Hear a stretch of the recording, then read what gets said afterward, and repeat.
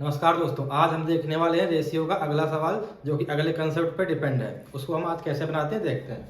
तो सवाल ये है कि 2489 की राशि को ए बी सी में इस प्रकार विभाजित किया जाता है कि इनके हिस्सों में से क्रमशः 12 रुपए तथा 5 रुपए कम करने पर इनके हिस्सों का अनुपात क्रमशः 5:3:4 के अनुपात में हो जाता है। तो सी का हिस्सा क्या होगा। तो ऐसे सवाल लगाने के लिए सबसे पहले हमें देखना पड़ता है कुल राशि कितनी दी गई है। तो कुल राशि हमें दी गई 2489 रुपए।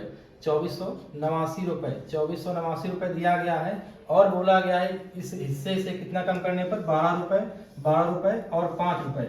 इनको जब कम किया जाता है तब इनका रेशियो ये हो जाता है, यानी तब इनका रेशियो 5:3:4 हो जाता है।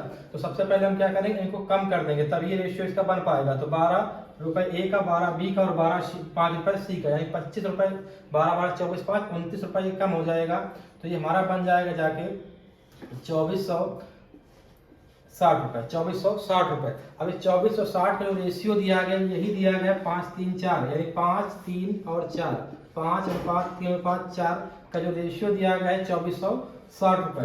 तो ये टोटल बराबर हो जाएगा 2460 के। तो 5 3 8 8 4 12 12 बराबर 2460 रुपए। तो एक की वैल्यू आ जाएगी 12 दूनी 24 और 12 पंचे 60, 205। एक की वैल्यू 205 आ जाएगी।